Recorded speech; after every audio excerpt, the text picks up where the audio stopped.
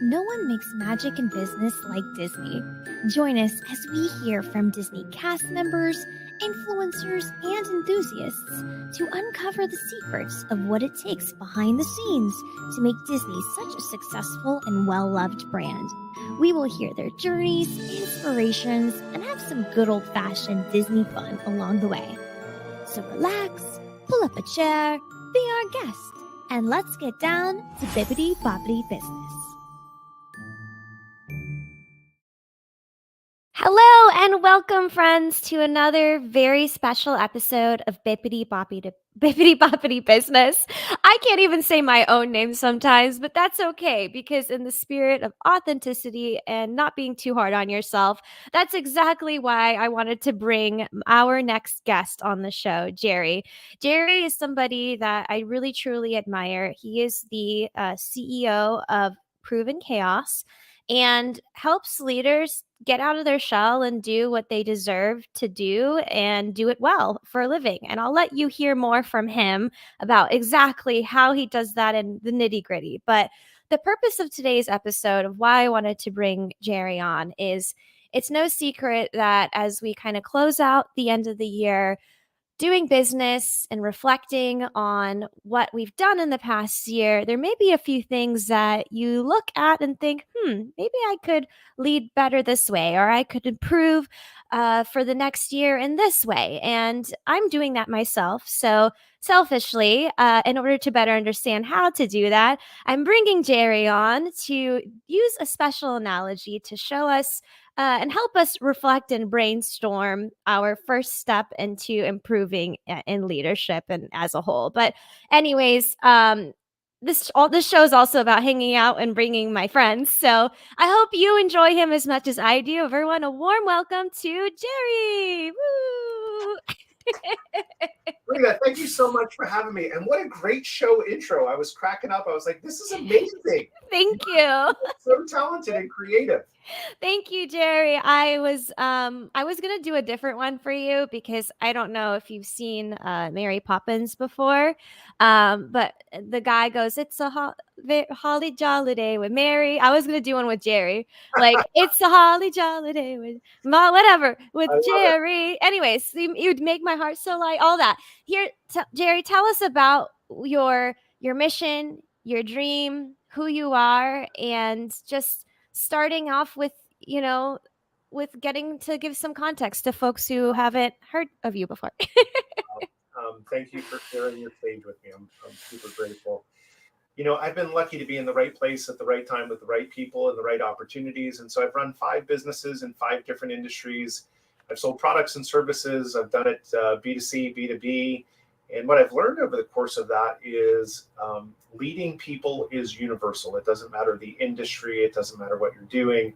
It's all about how you operationalize what you're bringing to market, and then how people feel along the way being part of your experience.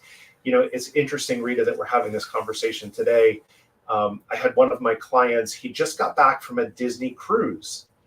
And I said to him, I said, "Kurt, how was it?" And he has a young son. And he said, "Sagan just loved it. His face lit up and he was pointing at the characters." And we talked about the customer journey and the customer experience and how Disney probably is best in the world at engineering the customer experience and leaving nothing to chance to say, if this is how we want to make you feel at the end of the Disney cruise or the theme park or the movie or whatever it may be, that we have to do all of these things along the way, all of these touch points, which are really rooted in the values of the company. And so that's really what I've spent my whole life trying to do, which is, build world-class relationships. Certainly have missed the mark on that many times in my career, but that's the ethos that I bring to it. And now in the second half of my career, Rita, it's working with CEOs and senior business leaders to create compelling companies, because I don't know about you, but I've never met anyone who showed up to work and said, "You know what, I'd really like to suck at work today." However, there's plenty of people that are ineffective. And I say it all the time. It's not their fault. It's not our people's fault. It's our fault. We haven't created that fertile environment for people to thrive and to be their best. And so I'm trying to help create the systems and the process and the frameworks and the thinking so that people can really enjoy their work. And, my big bet in the second half of my career is that if we can make people good at work, then they have the potential to be great at home. And because I believe in whole person leadership, if you're good at home, then you have the potential to be great at work. And so we need those things to be symbiotic together. We can't just sacrifice one for the other. And so that's what I've been up to. It's been super fun journey. It's super humbling.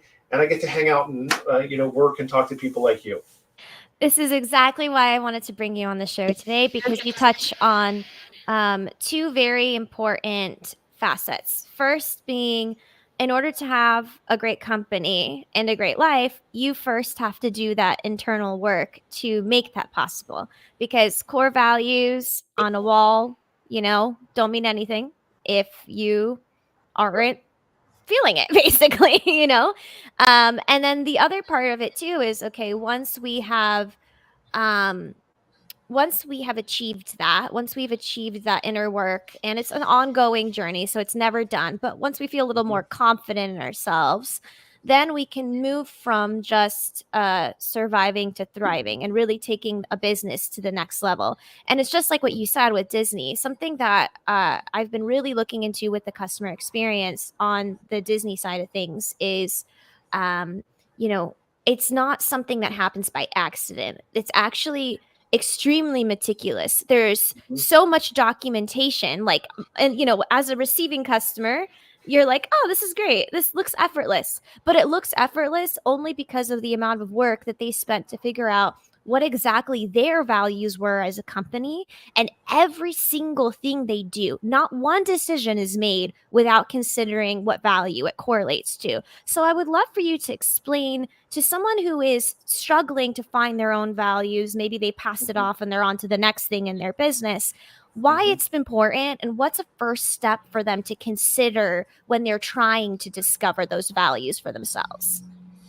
Yeah, so I think that's great. And I'm going to make a distinction in two ways. So the first one is we should really have personal values, and then there should be company values. Now, my hope is that those things are synergistic and aligned, because if they're not, then it's not going to work over the long term.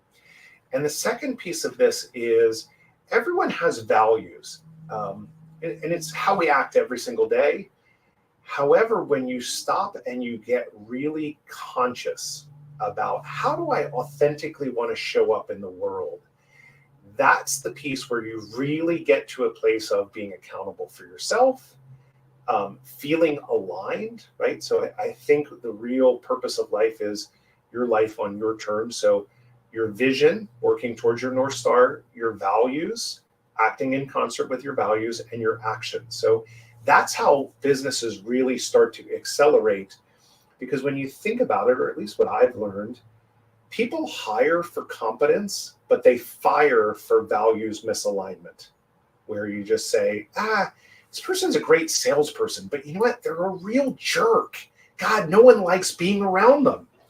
And where people go wrong is if your values are just somehow plastered on the wall, but you don't act in concert with them, or you let people get away because they're the superstar salesperson and they bring in $1 million a year, that's the fastest way to become soulless in what it is that you're doing. Because people say, yeah, those are the rules except for the superstar salesperson who's the jerk. So therefore, everyone gets to kind of be a jerk. So you have to have a mindset of, one, being really clear, which means sitting and writing them down. Now, the easiest time to do that is if you're the founder of the company and you sit down and you write the values. Now, a lot of people don't take the time to do that because they think, well, I have other things to tend to. But if you aspire to grow a business, it's easier to put the rules in at the beginning than it is to try and get them interjected later on. And to me, the values are really the operating system of the business. It's the rules of engagement of how we're going to treat each other, how we're going to act every day. And really, when you go home and your spouse says, hey, how was your day? What you're really responding to is whether the agreements that we had as a company were honored. Did I feel good about the interactions that I had? Or did my boss yell at me despite the fact that we have respect as a core value inside the company? Like that feels pretty crappy to me. And so I encourage people, one, do it early. Second, actually write them down so that you can be accountable to them, because it's real easy to hold people accountable. And some people, think about accountability as a slap on the wrist. It's not a slap on the wrist. It's the agreements that we have on how we win as a business. That's really what accountability is. It's honoring our commitments to one another. And so it allows me to point to the wall and say, hey, you're not contributing to the vision. Your actions aren't contributing to the vision. You're transgressing on this value, or you're not helping the objectives be achieved. Now that's not about you, Rita. That's about the actions that you're taking. So I can correct the behavior and still allow you to be honored and intact. And it's just way easier to lead that way than it is to try and, have hard conversations all the time. It's just really easy to tie it back to vision, values, objectives. Hey, you're not contributing, Rita. Let's have a conversation about that and how we redirect it. Can you give an example for the audience? What, if you're comfortable sharing, what are your core values, to kind of specify how clear or vague they should be and how they should differ for each person? Yeah. So I think about mine as action principles. So, whatever you want to call them, they're different things to different people. But to me, my first core value is that love is the ultimate superpower. And so everything that I do stems from acting of love. How do I make the world a better place? What is my place in it? I'm trying to build world-class relationships. We FSO, we figure stuff out as an ethos inside of the company. And so those guiding principles, you just say, it's real easy to say, am I doing this with love? Am I taking an action that is trying to figure stuff out? And yes, I want you to struggle with it, because if you're continuing to borrow my hands or borrow my brains, then probably you don't have a good position here, because I hired you to solve a problem and you're asking me to solve it for you. So I think about them, again, values are the operating system. I think it's less about the actual choices of the values. It's more about the implementation and the clarity of here's how we're going to act. And so for me, it's just building world-class relationships, the mindset of figuring shit out, and we lead with love. And when you do that, suddenly everything just kind of falls into place. It's amazing how that works. Did you just wake up one day and go, yeah, I know that those are mine? Did you, or did it take time to get there? It took time, actually. And again, it comes back to, I was the guy early on in my career when people say, like, do you have values? I was like, yeah, of course I have values. And it wasn't until someone said to me, well, what are they? And I was like, I don't know, like integrity, honesty. I was like, yeah, no, I don't actually really have values. I haven't been thoughtful and brought conscious intention to doing this. And it changed when I actually sat down and started writing them down of like, what do I really value? What's my approach to life? And, when I go through this exercise with people, I tell them to think about two things. Think about peak experiences, times in your life that you were super happy, you were super engaged, you were like, God, this is the meaning, this is incredible. And then think about negative experiences where you were super pissed off, where you're like, God, that is just not right. That is just not how you treat people. And those two things are going to be hallmarks of like, that's something that's really important to me, because it elicited some visceral connection inside of me that made me go like, that is not who I am, or that is amazing. And I think if you start there, you just start to go like, okay, that's really important to me. And so I'd be happy to share my values exercise with your community. You'll have to remind me, and I'll send it over to you, and we can link to it in the show notes. Oh, you're on mute. That would be lovely. Thank you so much, Jerry. So, of course, because I do think it's so important, Rita. Yes. I mean, when you think about it, there's times where I've gone off course in my personal goals, but there's moments where, like, I don't know if you've ever had this. I've had a lot in my life where you get like a pit in your stomach. And you're like, that's not how I aspire to show up in the world. Boy, did I miss the mark. 100%. And, I think it's because you've transgressed your values. That's not Right. who I aspire to be. However, that's what I did. It was a bad choice. I reacted instead of responding. And, the best thing that you can do is raise your hand and say, Rita, I'm sorry, I made a mistake. That's not how I aspire. That's not how I say I want to show up. And so I'm sorry. I'm sorry that happened. And I'm going to try and learn from that experience. So for those of us who have gotten to that point where we're like, okay, we acknowledge that maybe we're not where we want to be, but we want to improve. Let's Mm-hmm. take a step back and assess that what the two types of leaders could potentially be. So if you want to take your leadership to new heights, you want to be the Buzz Lightyear, you want to Mm-hmm. be pow pow pow doing great things, feeling like you're amazing, versus what you call is the Eeyore The leader, right? Eeyore. Yeah. Tell me a little bit about this story. Well, I just think about it. And, at the end of the day, one of the things that I talk to my leaders about is, are you a leader worth following?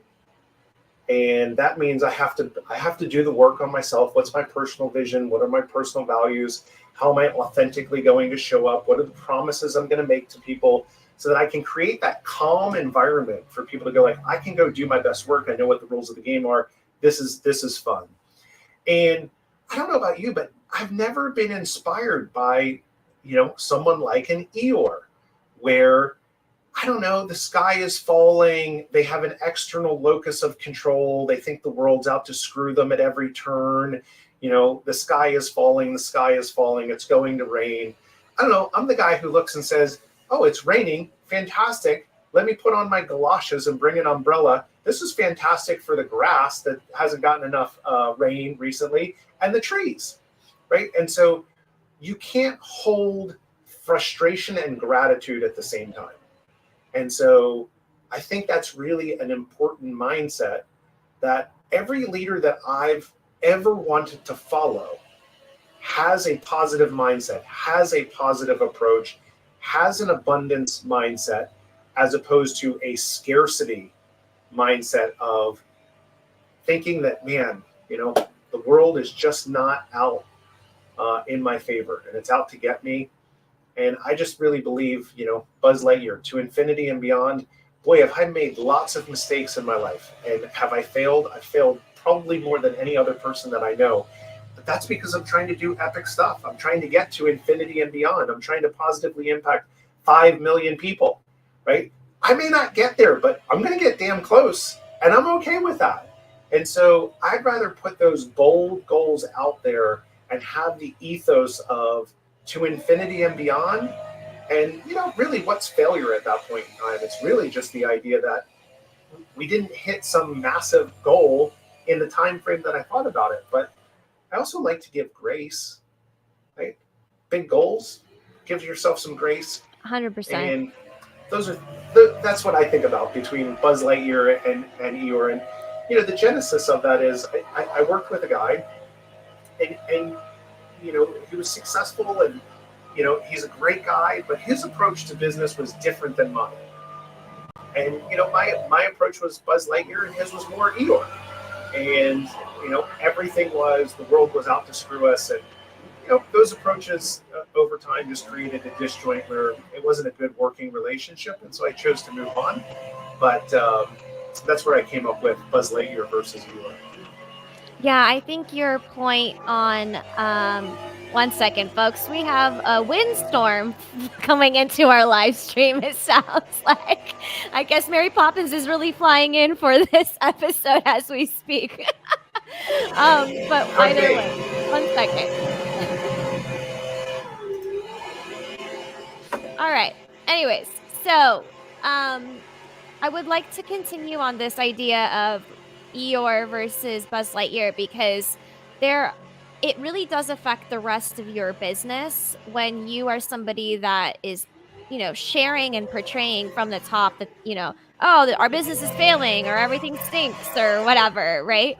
And if that is there, if that is present, then your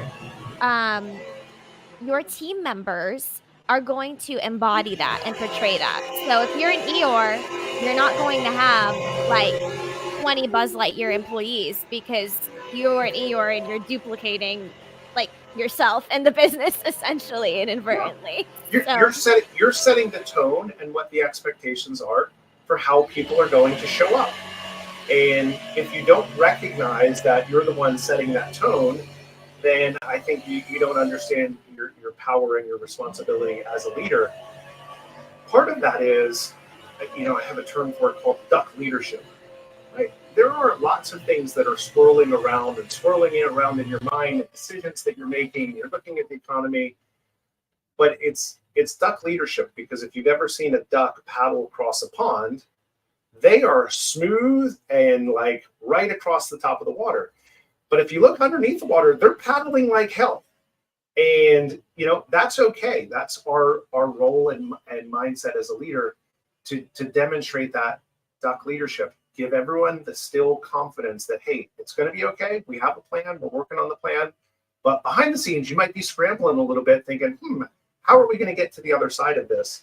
And ultimately, sometimes the best thing that you can do is bring people into the conversation and say, you know what? I'm nervous. I'm concerned. We've considered all of these things and opportunities. However, I don't see the path to the other side. Does anyone else have any other ideas? Because at the end of the day, we're better together, I think. it reminds me of like really quick, just to interrupt, when you just said duck leadership of being like, okay, we're on top of the water, we look great, but we're paddling underwater. It reminds me of somebody I just interviewed, but her theory is manage like a mother. Some of the best moms out there, maybe they're dying on the inside, but they have their happy face on and they're doing their best and they're leading with that kind of, discernment and intentionality, if you will. And Valerie wrote this book, How to Manage Like a Mother, and she used to work for Disney for a very long time. She was an executive leader at Disney. And that's just another analogy further, because I do this mistake all the time. I do this mistake where something is going wrong and I'm an extrovert. And now all of a sudden I want to have somebody to commiserate with, or be like, I messed up, or, oh my gosh, what's going on, right? That was fine as an employee, but as a leader, I'm learning it's really not so great at all. It could actually bite you in the behind if you're not careful. Yeah, and there's a couple things that I think about, Rita, is the importance of community. And we've had this conversation before. And, we don't do life alone, but we shouldn't do life alone. And I think, when we think we're doing life alone, it leads to things like depression and loneliness. And as a leader, we feel like we're on an island sometimes. And the best thing that we can do is make sure that we have a healthy community around us, that we are socially fit, not just physically fit, spiritually fit. Make sure we're socially fit so that we can invite people along the journey and say, you know what, man, Rita, I have this thing going on. I'm frustrated. I'm not exactly sure what to do. And I think that's an important component in today's day and age, especially coming through post-COVID. I think, there's uncertainty in the marketplace, economic recession, what's going to happen, how should we react? There's wars going on in the world. Just all of these things just lead to potential noise in your head. And I would really encourage people to get to community. It's one of the reasons, I've been doing it since November 2019. I've been hosting office hours, and it's every Thursday from 2 to 3 o'clock Eastern time. It's an opportunity for senior leaders to just show up, come as you are, come as you can. There's no commitment to coming. There's no cost. It's my service to the community. And I get to see lots and lots of things in, people that I don't work with, but, here's the issue. Here's what I'm thinking about. And then we get other people who are also on the call to say, like, hey, Rita, I faced that too. Here's how I handled that. And here are the things you should be thinking about. Or here's a resource. Let me send you this article or give you this person. And that's the piece where I just think, we have to have places where we can put our guard down. I don't care whether it's a business roundtable, a coach, an office hours, an informal community of other business owners, but you have to get somewhere where you feel safe and you can say, I'm struggling with this thing. And I think that's super important. It is very important because you are right. Nobody can build anything great alone. And if they Mhm, do, then they're not doing it potentially from a place of fulfillment, hope, or happiness. I mean, there might be that one outlier or two out there, but for mhm, me, I can relate to that. That's why this podcast is so important to me, because I find that even though there's a fun, cheeky Disney tone to it, I kind of find like minded people who are in business, who appreciate storytelling, or who appreciate the fondness of these characters that maybe we grew up on. Or, mhm. like I envision a place where, after a long work day, maybe once or twice a year, a bunch of us are at Epcot together or something, and like just kind of talking about where our businesses are, but kind of commiserating in that way, and in a healthy environment. But it is important. Community is almost essential to sustainability of a founder's mental health, I feel like. And I say that not lightly. I laugh because I feel like for me it's my laugh line, I call it. My not my lifeline, but my laugh line, my Yeah, place of joy, and feeling like we're not alone. And I think that in a way, once you have those aligned values for yourself, it is also easier to find that community as well, to totally. find the people that you're supposed to be with, because not every voice, not every outside connection should be something that you listen to. How do you discern that? How do you balance what's inside for your business versus what's taking what versus what you take on the outside of your business? Yeah. So just to roll back, 2 steps, I do think community is everything. When you look at the Harvard study, longest study on happiness in the world, that's where they really looked and said the quality of your relationships, not money, not physical health, not any of those things. It was the quality of relationships that determined people's long-term happiness. And so I always try and lean on science to bring into life because, boy, that's something that I don't have to figure out. I'm not going to get to the end of my life and be like, oh, I should have built better relationships. It's like, no, no. My ethos is try and build world-class relationships, try and bring people in with me, try and make sure people feel loved, because that's a core value of mine.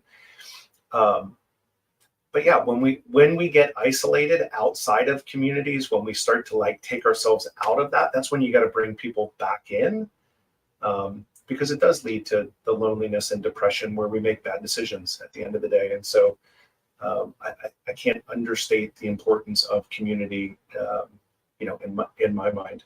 I think when I think about um, what do we take on from the outside, what do we take on from the inside, I think the more secure and thoughtful we are about who we are as a person, how we want to show up, the dent that we want to make in the world, how we want to make other people feel, it's way easier than to figure out what is noise. And I equate it to, it's like static on the radio, right? It just sits out here a little bit, as opposed to the opportunities to say, oh, Rita is a trusted voice in my community. And if Rita's saying that to me, boy, I should take that on board and consider it. Now, I still have to measure it up because I'm chairman of the board of JMac Enterprises, right? And that's my personal life, not my business life.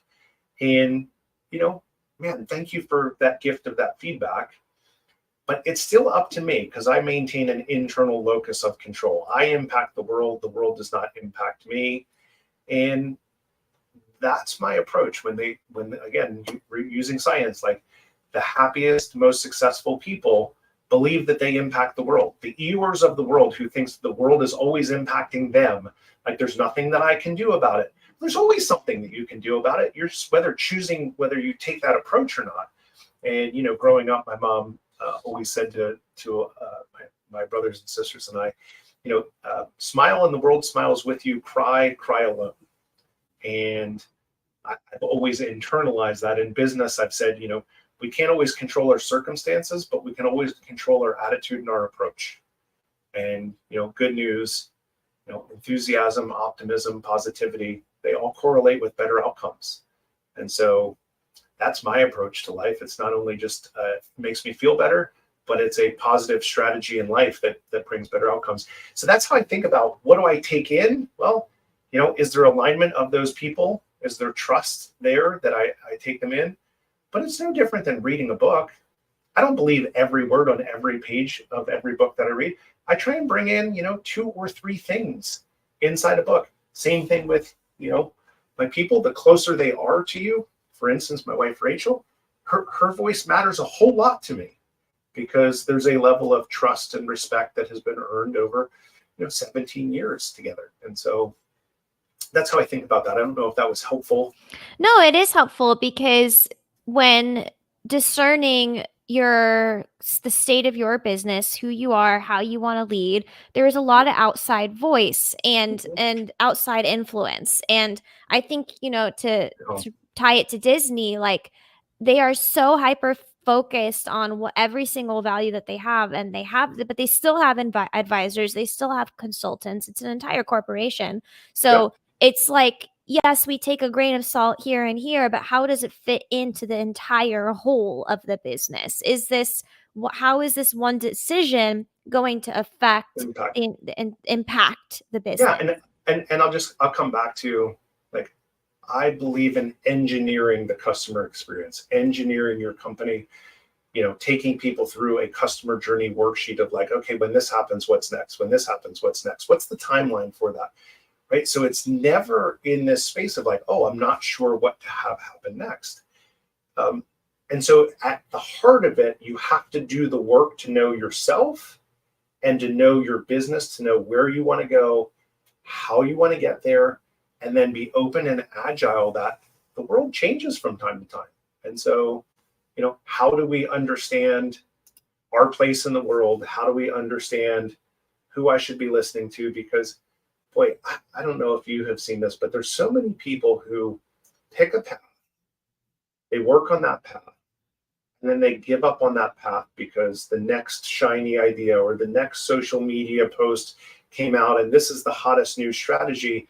And the reality of it is, you have to have your own strategy. Yes, we can borrow ideas and borrow thinking, but I just see people, in early stage companies, even, up to 25 million, do what I call the drunken walk. They're walking and they stagger this way and then they stagger back this way. It's because, like, we don't have a clear path of where we're going forward. And it just leads to suboptimal results. And I would rather lose playing my game than lose trying to play someone else's game and someone else's idea that I borrowed along the way. I mean, you think about it, Disney is uniquely and authentically Disney. They're not trying to borrow from other people. Like I don't believe in best practices, because what's best practice for one company based around their talent pool, their ethos, their relationships, is not necessarily what is appropriate for your company, your impact. And so trying to borrow, like, cobble together all of these other best practices, like, yeah, I can take them on board, but then I need to be thoughtful about, how does that work inside my company? How does that change this and this lever? Well, that's not exactly how we do that. And so I want people to be thoughtful. Yes, take in, learn. You can't see it, but there's hundreds of books over this way, Rita. And I listen to podcasts. I think learning organizations innovate and solve problems differently than everyone else. I think it's the secret power and what makes companies go and grow faster than anything else, which is have people who are intellectually curious inside your business, because it'll change the dynamics of how you solve problems. But you have to always do the work of saying, how does that work for me? How does that work for us, given what we have going on here? I'm smiling because you probably don't know this, but I think Disney's done such a good job, like what you said, with being exactly who they want to be and how they want to be. But some of the things that you like about a successful business are actually a few of their core values. So I don't know if anyone's actually done some digging on what Disney's core values are, but I'm just going to kind of rapid fire share them really quick to see. Of course, don't take them as your own, but maybe one of them will be inspirational to you. So one of their core values is innovation. Well, you were just talking about learning, right? Yep. Disney's committed to innovation and creativity. It's evident in its wide range of products and services. They're always trying something new. And I think that stemmed from leadership. That stemmed from Walt Disney himself. Yep. He was at the World Fair. He was looking at technology. He wasn't afraid of technology. He was trying to find ways of bringing people and technology together, which is the essence of what the theme park is. It was, okay, I can't have movie characters come to life on a 3D screen yet. It's like the 50s or whatever. Mm-hmm. But what I can do is I can bring people together in one place and enjoy that shared experience together. Oh, now there's community experiencing that product. And he innovated in that way. So innovation was one. Guess what? Community. Community Mm-hmm. is another core value of Disney. Disney is dedicated to giving back to the community and making a positive impact on society. I'm hearing there's a reason why I brought Jerry on here. He doesn't work for Disney, but there are some things, there's some alignment in Yeah. thinking here. It's really funny. And by the way, here's what I found, right? I read a lot of leadership books. I read just in the business space. I think really what I've learned, 5 businesses advised 100, is the principles are the principles are the principles. And when you start to look and talk to people, it's like, oh, you say it a little bit differently, but what you're really intending is this. So, I use the word love, which sometimes scares people, like, oh, that's a little crazy. Try running a construction business and telling other men that you love them inside of a construction business. You get some looks. But the reality of it is, it might show up as respect. It might show up a little bit differently, but the intent is really like, hey, there's a healthy level of back and forth that we have for each other. And the best business books, I think, are the ones that take what's true and make it truer through stories, which, that's the hallmark of Disney. Everything is a storyline. They're masterful storytellers. And I think, an underrated skill for leaders is the ability to tell stories. Most leaders aren't great storytellers. The very best ones are fantastic storytellers. That is definitely an ongoing journey for me that I am looking to bring back a little bit. I feel like I took a pause on that journey for myself, but Mm-hmm. it is my core. It's probably one of my it's not my top core value, but it's up in there because when you think about also the way that people learn and understand storytelling is something that people did before the dawn of time, before there were, communication methods where you could email, write a letter, even a telegram. Heck, But people go to caves. You go to right. caves. You can see stick figures inside of caves. This is that's why I say, people say to me like, oh, how have you been able to run different businesses and advise different businesses? And I always chuckle when people say like, oh, you don't understand, my business is different. I say like, okay, yeah, I got it. The nature of leading people is universal.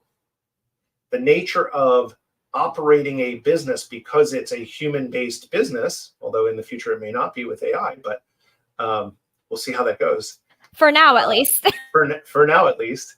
And so I just keep on coming back to the principles are the principles are the principles. And, I always just look and say, well, if a board of directors is good for a Fortune 500 company, it's good for me too. So I teach people to have their own personal board of directors. Who do you have in your life that are thinking about, the dimensions of business and, financial, spiritual, social, physical, like all those things? Who are you calling? Like my longest standing friend, Dave McGonigal.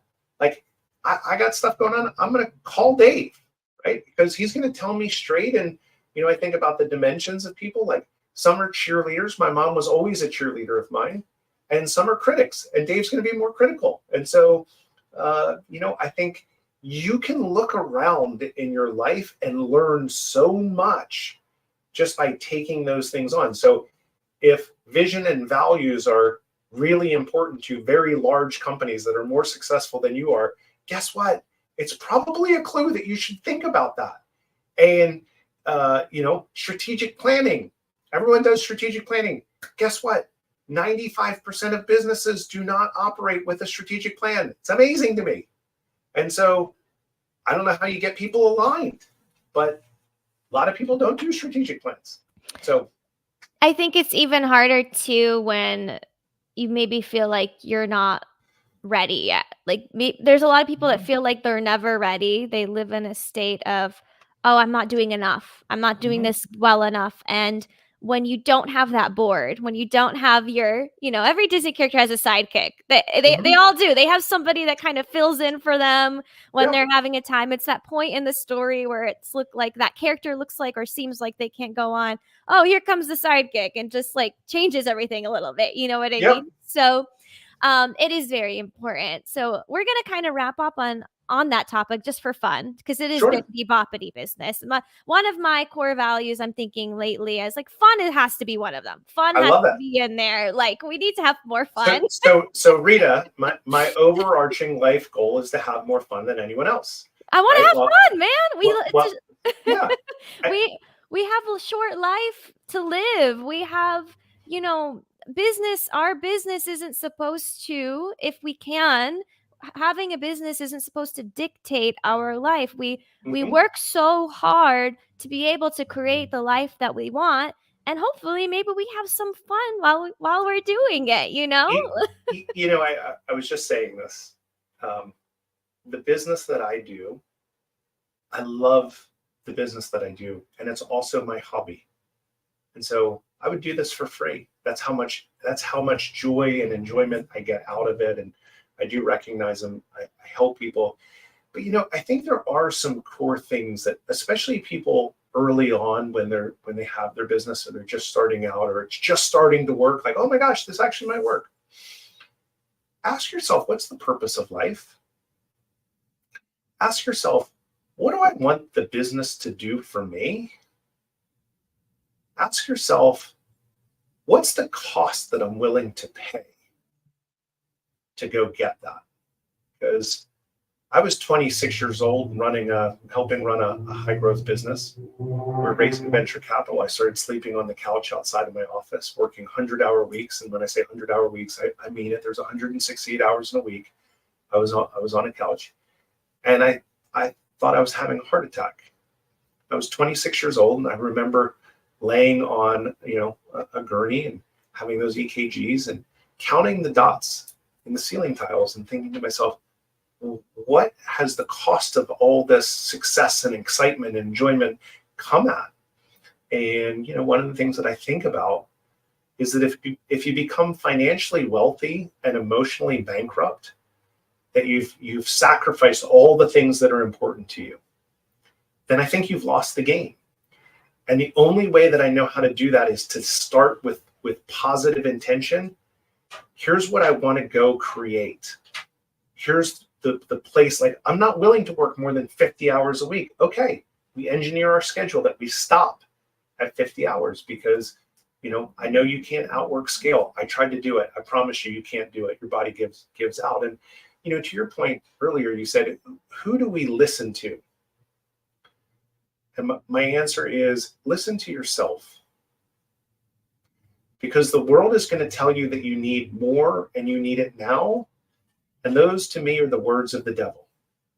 Because if you aren't bringing the conscious intention, unless you want to go more and now, which is totally cool. If you make that decision, totally cool, go for it, right? But if you're doing it because society is telling you, Rita, you've got to grow this business. You've got to do it now. It's like, yeah, but why? It doesn't align with who I am as a person. It doesn't bring me fulfillment. It's not living my life on my terms. Cost will be too great. You will wake up one day and you will resent your business.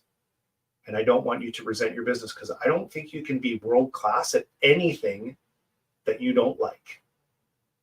So that's so true, because you speaking into, at the end of the day, when everything quiets down and everyone quiets down, intrinsically, it's like the movie Moana, who you are. There's a reason why when I watched that movie, I relate to your story deeply. Thank you for being honest and vulnerable and sharing that, because when I watched that movie, I was working a job in an industry, in the automotive industry, that was something that people around me and my family were very proud of me for. I was 22 at the time, and I was working for a very high-end luxury brand, but I did get to that point where I thought I was having a heart attack. I did go to the ER. I mean, in our 20s, like, come on, like Mhm. 20 in I didn't understand, but when I first watched that movie, when I first watched Moana, I was still at that job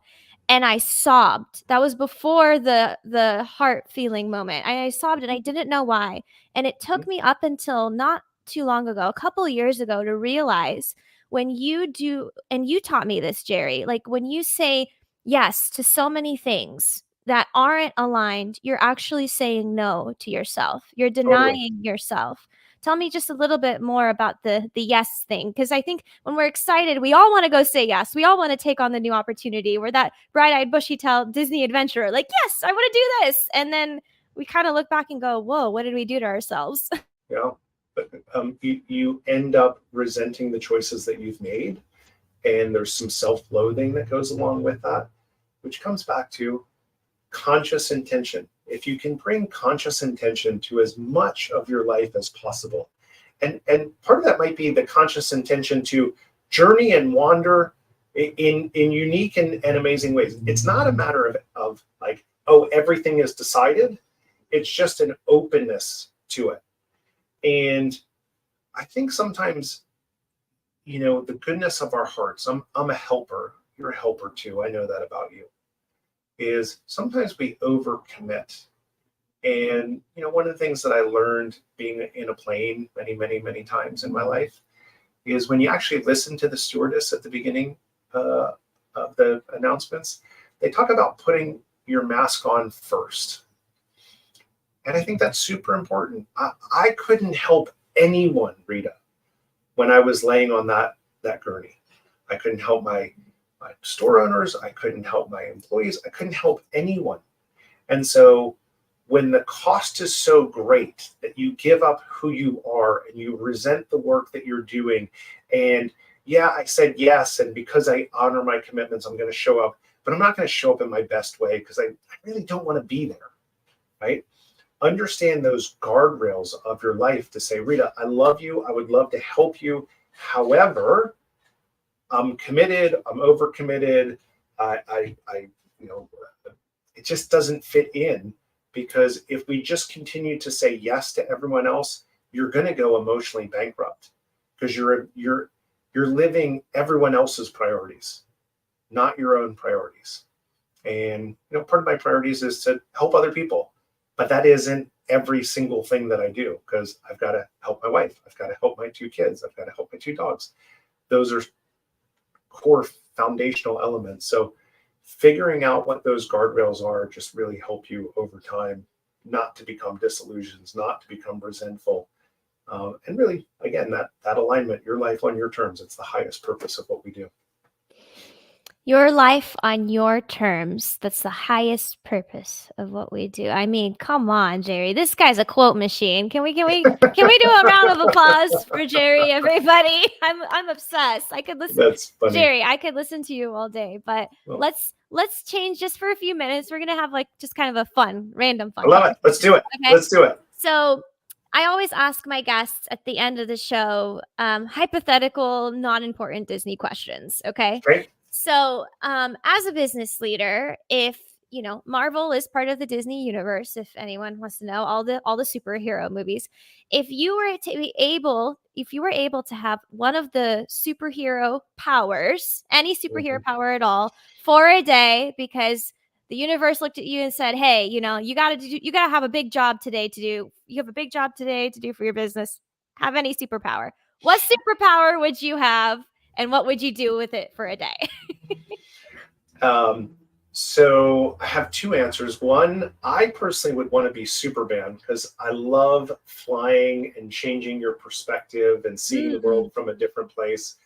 I really believe that the quality of your life is directly proportional to your perspective. The wider and deeper perspectives you intentionally cultivate, the better your quality of life. However, I would choose Spider-Man because that would make me super cool to my son. And at the end of the day, that supersedes any business interest that I have in my life, is making sure that I'm staying relevant and cool with Briggsy. That would be so cool if I just looked up at my window one day and you're just like Spider-Man across my window for a second. You're like, I'm going to see my son. And you're just like going past the window. Be amazing. It would be amazing. I was always fascinated. Uh, Back to the superheroes and what was it, the Hall of Justice. Yes. This is I'm dating myself. This is way before you, Rita. There was the cartoons. My sister and I used to love watching it. I think, isn't that so cool? We would do Wonder Twin powers activate, and I don't know. I think superpowers are great imagination builder. And it's also, isn't it funny to notice how the superpowers of these individuals are always better when they put them together, like the Avengers? Like 100%. they even superheroes need each other, right? And again, it comes back to your point, like community. Community is everything. We're better together. I have a client. Two are better than one, right? That is the ethos of that company. Two are better than one. It's a phenomenal company. And I believe it in my heart of hearts. That's why I love working with those guys. Okay, for fun, any Disney sidekick character at all, and I'm talking about like the little guys, like the tiger and Aladdin, or just any Disney movie ever. If you could have that sidekick character as a pet, and if it's not Disney, it's okay. We'll accept it for this one. But if you could have a sidekick character as a pet or as a buddy in real life, who would you pick and why? So interesting. It would. I mean, this is Peanuts, but I'd have Snoopy. Okay. As my dog. I always was obsessed with Snoopy growing up. I blame that on my sister Jennifer, because she loved the Peanuts cartoons, and I just thought Snoopy was just the coolest dog in the world growing up. So I would pick Snoopy. I feel like this is okay. Sorry, Disney fans, but also I feel like Garfield, if we're going down that route, Okay. Garfield as a cat, especially if he was kind of sassy at me and I could understand him, would be so funny. I feel like that would be great. Be like, just look at me one day and be like, okay, what are you doing? What's going on over here? What's happening? I think the other one that I get a kick out of is who was Nemo's sidekick, the one that the dim-witted Dory. one, that Dory. I always got the biggest kick out of Dory, where she would get super excited and then forget about what was going on and like be halfway through a sentence and be like, oh yeah, and then off to the next thing. So yeah, I think that'd be pretty funny. There's a lot of characters like that actually are, I call them like the OG ADHD characters that nobody even realized were ADHD. Because it's a problem when you grow up watching Disney movies like me. I'm like, oh, I kind of relate to this character, I kind of not. But when you relate to Dory, you kind of have to look at yourself and be like, and that's okay. And that's okay. We should all have aspiring heroes for sure. Yeah, but even Dory, like she had her superpower in the moment. Maybe memory wasn't, but when times were tough and things were rough, she was the light, and she was like the loyal part of what kept Nemo's father going. So like, come on, guys, it's full circle. and she was the guide, right? Yeah. It's this way. Yeah. It's this way. ADHD I just leader. keep on forgetting that I'm leading you there. Oh, that's right. That's right. I think we're going here, but yeah, Fabio, Nemo, whatever. Yeah, we're going there. So, anyways, Jerry, thank you so much for spending time with me today. It's always a pleasure. Of course. For anyone listening who is looking for some guidance, they need that light. Maybe they need some time with you to figure out what's going on in their life and business. How can they best connect with you and reach out? Yeah, so provenchaos.com is a great place to start. I'm also really active on LinkedIn, so that would be another place. You can just search my name, Jerry Macnamara. You'll find me. And if you want to hear more from Jerry, he does have some podcast content out, and it exists. So if you're not ready to talk to him personally yet, but you want to learn more about him, go check that out for him too. That's right. And that's bestplacestolead.com. Awesome. All right. Thank you so much, Jerry. I hope Thanks, everyone Rita. listening had a great Great to day. see you. Everyone have a magical day. I hope you have a day full of wonder and light and hopefully some fun. You've been listening to Bippity Boppity Business. Like what you hear so far? Leave us a review in Apple or listen to us anywhere you prefer listening to your podcast. Until next time, have a magical day.